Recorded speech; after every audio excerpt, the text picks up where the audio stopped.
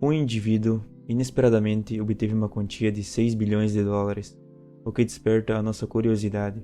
Como ele alcançou tal feito? Essa situação pode parecer um tanto quanto absurda. No entanto, essa história é completamente real. É exatamente o que aconteceu quando o paraquedista austríaco Felix Baumgartner se tornou o primeiro ser humano a quebrar a barreira do som sem a ajuda de um motor, em 12 de outubro de 2012. Felix embarcou em uma pequena cápsula prateada impulsionada por um balão de hélio, subindo até incríveis 39 mil metros de altitude. Enquanto subia, ele ultrapassou a camada de ozônio, contemplando a Terra abaixo dele. No ponto máximo de altitude, ele abriu a porta da cápsula e posicionou-se cuidadosamente na beirada da cápsula, segurando-se nos braços de apoio com as mãos e pendurando os dedos dos pés a 10 centímetros da queda. Após um breve momento, ele realizou uma saudação e proferiu algumas palavras. Em seguida, Felix iniciou uma queda livre de 4 minutos, atingindo uma velocidade exata de Mach 1.25, ou aproximadamente 1.531 km/h, enquanto atravessava a atmosfera, rompendo a barreira do som somente com o próprio corpo. Quando finalmente aterrissou, ele entrou para a história. A razão disso ter acontecido? Um patrocinador maluco. A Red Bull investiu mais de 50 milhões de dólares em sua missão de quebrar o recorde de salto de paraquedas mais alto com Felix. Esse projeto foi desenvolvido ao longo de 7 anos, envolvendo a colaboração de especialistas de diversas áreas para torná-lo realidade. Foram realizados saltos de teste em altitudes mais baixas para melhorar a técnica e o equipamento de Felix. Considerando todos os aspectos, essa conquista foi notável e chamou a atenção de todo o mundo. O vídeo do salto no YouTube já acumula mais de 124 milhões de visualizações e continua a atrair espectadores até hoje. Todo o esforço e planejamento empregados no salto, desde a engenharia até a coragem extrema, foram motivados por uma única razão: promover uma bebida gaseificada. Quando se olha para tudo isso, é um tanto engraçado. Uma impressionante proeza científica e humana ocorreu por causa de um motivo tão insignificante. Seria como o Burger King coordenar um pouso em Marte para promover um hambúrguer. No entanto, apesar do absurdo, funcionou.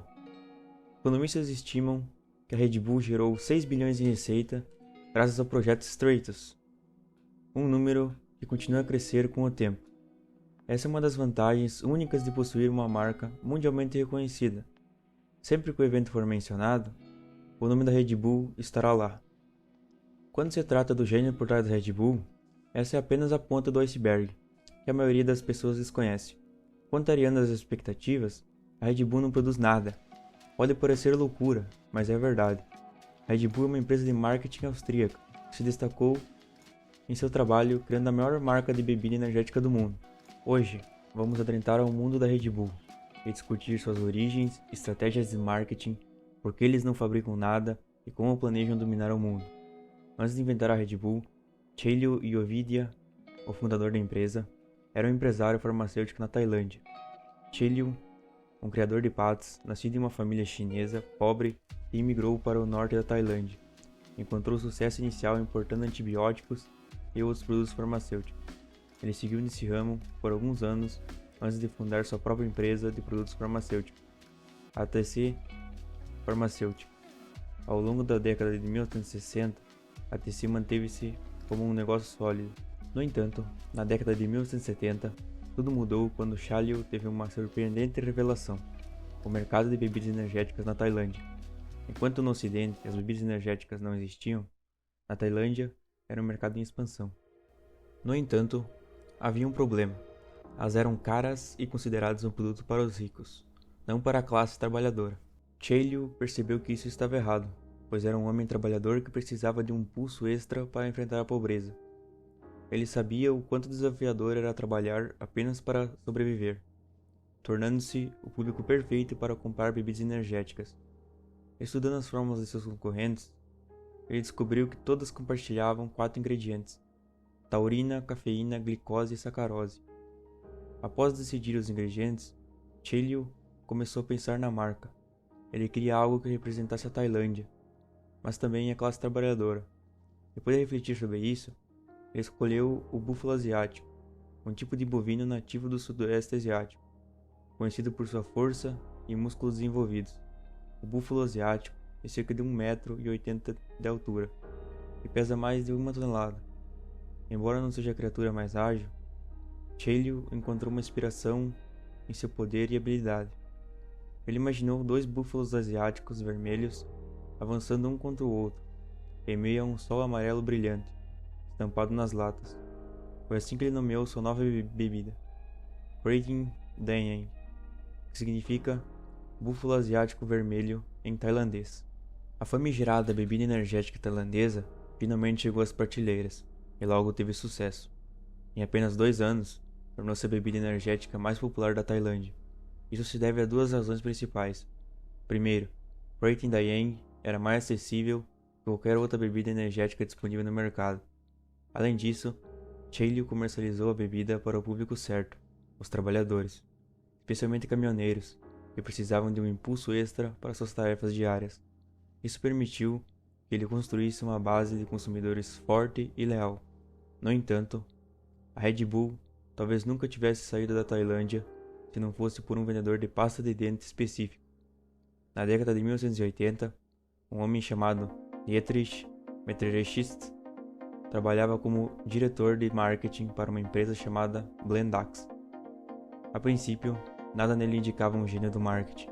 Ele levou 10 anos para se formar na Universidade de Viena e depois disso trabalhou vendendo sabão em pó na Unilever, antes de entrar na indústria de pasta de dente.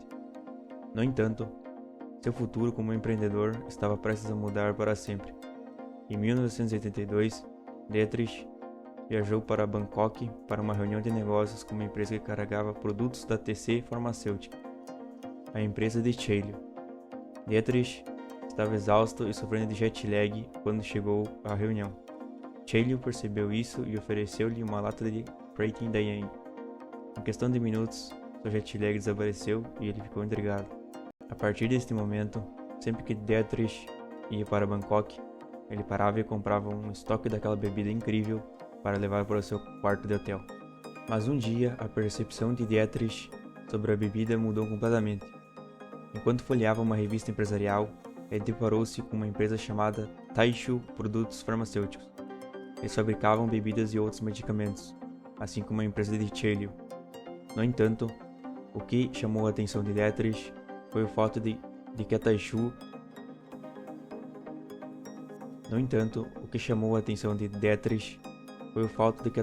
era a maior contribuinte do Japão na época. Isso despertou seu interesse e ele viu o potencial de fazer do Kratin Dayang uma gigante empresa ocidentalizada. Dietrich entrou em contato com Cheilio e propôs uma oportunidade de negócio. E se eles trabalhassem juntos para criar uma versão ocidentalizada do Kratin Dayang, Cheilio cuidaria da produção, enquanto Dietrich se encarregaria do marketing e da distribuição. Cheilio concordou e eles partiram para a ação. A primeira coisa que fizeram foi mudar o nome, nascendo assim o nome Red Bull. Naquela época, as bebidas enlatadas já eram enormes no ocidente, com a Coca-Cola e a Pepsi dominando a indústria. No entanto, não havia um mercado estabelecido para as bebidas energéticas, o que significava uma coisa: os investidores as desprezavam e riam na cara deles. Argumentavam que não havia falta no mercado de uma bebida que tinha um gosto pior do que a Coca-Cola. Era mais cara e vinha em latas menores. Diziam que não era um produto lógico, mas Dietrich não se importava e não diminuía sua determinação. Ele investiu $500 mil do seu próprio dinheiro na Red Bull e convenceu Cheilio a fazer o mesmo. Eles decidiram ter 49% da empresa cada um, deixando os 2 restantes para o filho de Cheilio, o que significava que a família Uvitia era tecnicamente dona da empresa, mas concordaram que Dietrich seria responsável pelas operações. Agora, com financiamento garantido e dinheiro no banco, eles estavam prontos para ir. A Red Bull foi oficialmente lançada em 1º de abril de 1987. Vinha em latas estranhamente finas e custava mais do que o refrigerante comum.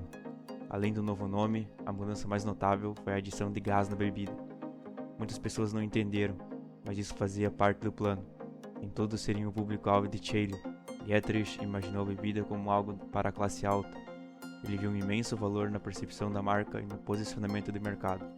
Dietrich se concentrou em trabalhar com resorts de esqui austríacos, bares e clubes, mirando os ricos e aventureiros. Ele também adotou a abordagem clássica de trabalhar com campos universitários, onde organizava festas com Red Bull e colava logotipos em todos os carros dos estudantes. Isso ajudou a identificar desde cedo um espírito rebelde com a marca, e também ajudou a estabelecê-los como um movimento autêntico, e não apenas mais um produto. No primeiro ano, eles conseguiram vender 1 milhão de latas, enquanto criavam e validavam um novo mercado. Agora chegamos ao título do vídeo.